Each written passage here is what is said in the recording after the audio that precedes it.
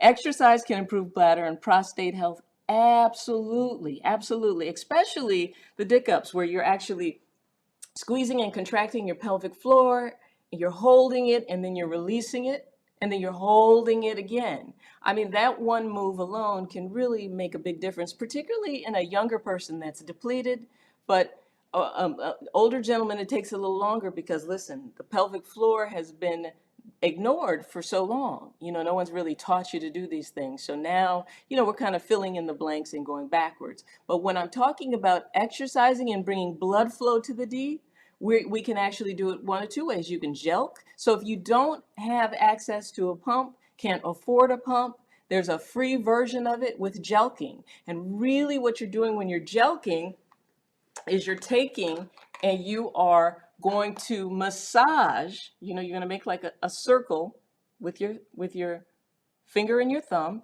You're going to get a nice amount of lube on your hand, and you are actually going to milk forward with it, right?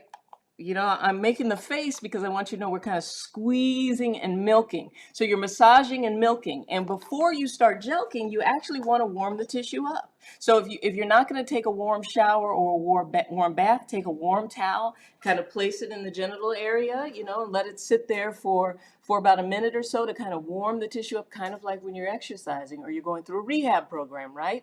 And then you're going to actually massage blood flow through, and that's one form of exercising. That's the free version of it. You don't have to buy a pump.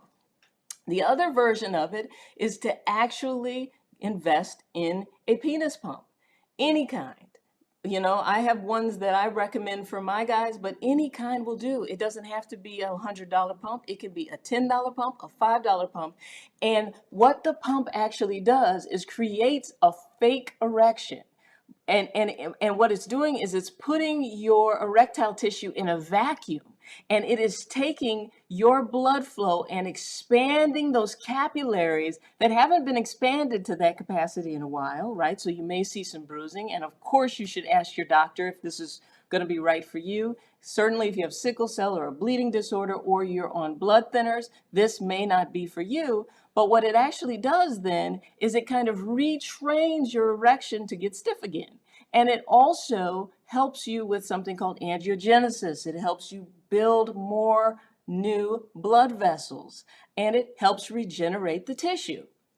Because not only, okay, so now we didn't do the exercises, your body's not exercising as much, so there's not as much blood flow. So then what happens to that tissue is it becomes kind of necrotic. And necrotic is just a medical term for it's just not as elastic, it's just not as great. And so even if you have the blood surging through there, the elasticity isn't there for it to expand.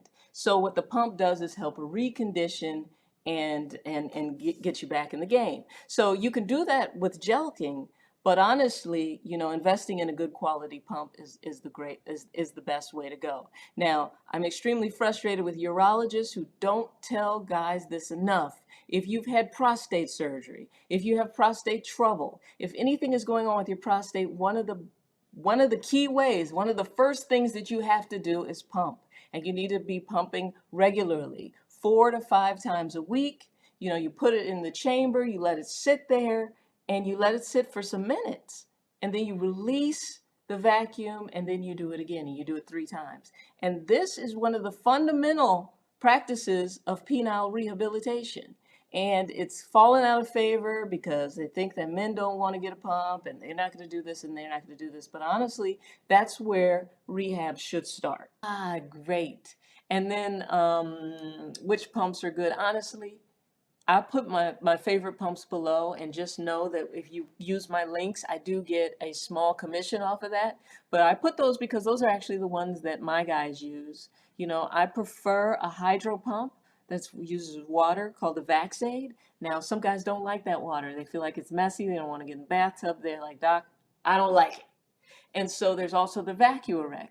The VacuErect is really easy to use and it's simple and clean, but a lot of brothers can't use it because, you know, like if your girth is bigger than 6 inches, then it's going to be a little too snug for you.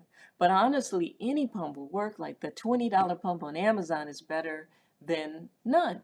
You know, like I'll take it. I've had guys have successful, because when I first started doing this, I mean, the pumps were archaic. You know, I was just using like the basic $20, $15, $10 pump from China, and we still got great results. So it really, the pump doesn't really matter. I mean, you got to think about your budget.